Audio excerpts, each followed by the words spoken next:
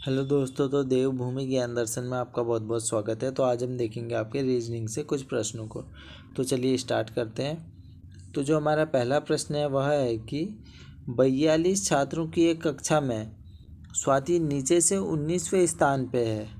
पंकज जो है ना वो स्वाति से 6 स्थान नीचे है, तो पंकज का स्थान ऊपर से क्या है, यह आपसे पूछा गया है। ठीक है, तो देखो इसमें जो हमारा सही आंसर होगा वह क्या होगा। आप सभी को यह पता चल गया कि टोटल कितने हैं भैया। टोटल हैं आपके 42। ठीक है, फिर आपसे बोला जा रहा है स्वाति नीचे से 19वें स्थान पे है, यानी नीचे से जो अगर बात आएगी तो वह 19वें स्थान पे, यानी यहाँ पे मान लो आपका होगा 19वां स्थान मान लो। ठीक है, बात आ रही है आपकी स्वाति की 19वें स्थान पे। अब क्या बोला गया है, जो पंकज है ना वो पंकज स्वाति से 6 स्थान नीचे है, यानी स्वाति से भी ये 6 स्थान नीचे है।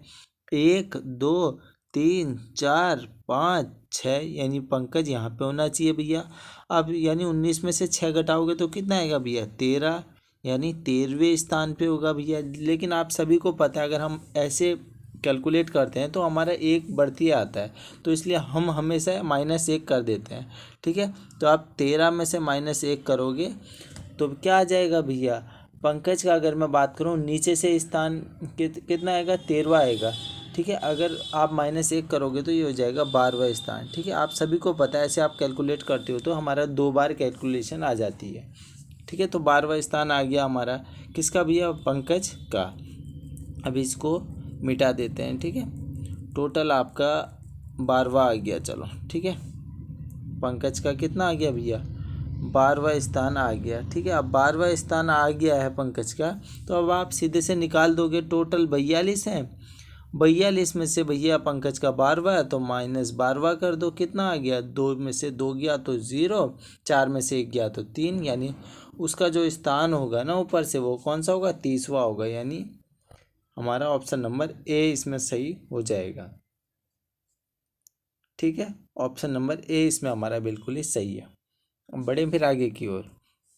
फिर जो हमारा देखो दूसरा प्रश्न है, किसी कोड भाषा में प्लस का मतलब गुणा है और माइनस का मतलब प्लस है और गुणा का मतलब भागा है और भागा का मतलब माइनस है, तो उनमें लिखित प्रश्न का आपने भैया उत्तर देना है। ठीक है, अब जो जो प्रश्न बोल रहे हैं वैसा वैसा आपने करना है। ठीक है, अब यहाँ पे गुणा दिया है तो गुणा का अर्थ क्या है भैया, गुणा का अर्थ तो भागा दिया है यहाँ पे, तो आपने करना है 80 भागा कर देना है यहाँ पे, भागा 16।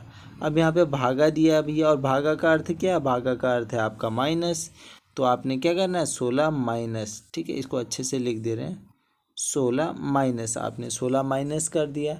ठीक है, अब क्या लिखा है भैया, अब यहाँ पे प्लस लिखा है और प्लस का अर्थ क्या है आपका, गुणा है भैया। यहाँ देखो ना प्लस का अर्थ आपका गुणा है, तो आपने क्या करना है 16 प्लस 4, 4 है ना यहाँ पे, 4 प्लस का अर्थ क्या गुणा है, और फिर आ जाएगा आपका 2, और इस माइनस का अर्थ क्या है भैया, माइनस का मतलब है आपका प्लस। यहाँ पे लिखा है ना देखो, माइनस का मतलब आपका प्लस है।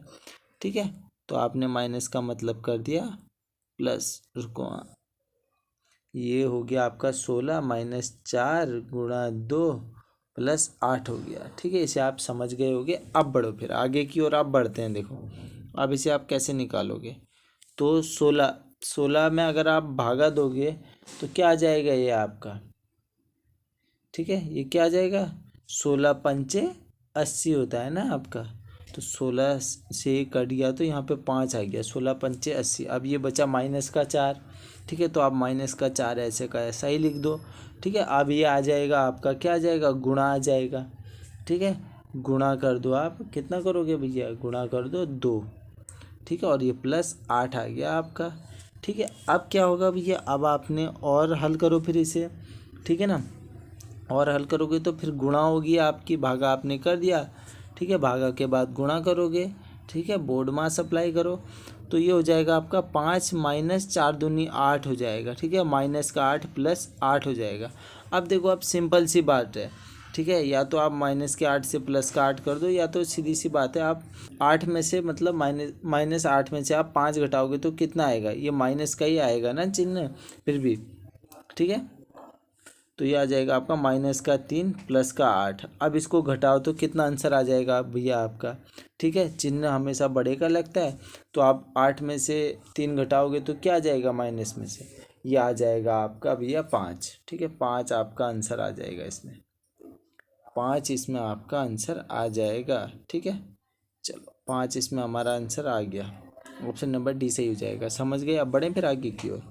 फिर जो हमारा अगला प्रश्न है, अगला प्रश्न हमसे कह रहा है, देखो आपने करना है ना, हल करना है ऐसे भैया। 9 6 दिया है और 117 दिया है, 8 2 दिया है और 68 दिया है, तो आप सोचो कैसे क्या हो सकता है। तो आप सबसे पहले जो अप्लाई करते हो स्क्वायर वाला करते हो, यानी अगर आप 9 का स्क्वायर करोगे तो कितना होगा भैया, 9 कितना होता है, 9 81। ठीक है, 81 6 36 +36 कितना हो गया, ये 6 1 7 और 6 1 7 हो गया, ये आपका 8 9 10 11 यानी 117 हो गया, और 117 यहाँ पे बन रहा है। तो अब आप सीधे अप्लाई कर दो लास्ट वाला। ठीक है, लास्ट वाला कर दो, 7 7 49 प्लस 3 3 9। ठीक है, 3 3 9 गिरा तो 9 2 9 कितना हो गया भैया, 49 और +10 59 होता है, -1 कर दो, आपका 58 हो गया।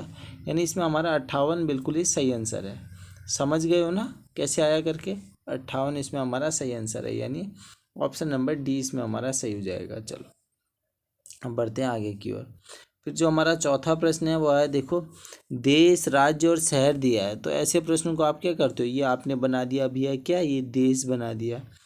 ठीक है, देश राज्य शहर। ठीक है, मान लो थोड़ा सा बड़ा बनाते हैं, ये आपने देश बना दिया। अब इस देश के अंदर क्या है भैया, आपके देश के अंदर क्या होंगे, आपके देश के अंदर राज्य होंगे, ये आपने बना दिया, ये राज्य है। ठीक है, ये राज्य हो गया। अब राज्य के अंदर आपके शहर होंगे भैया, शहर।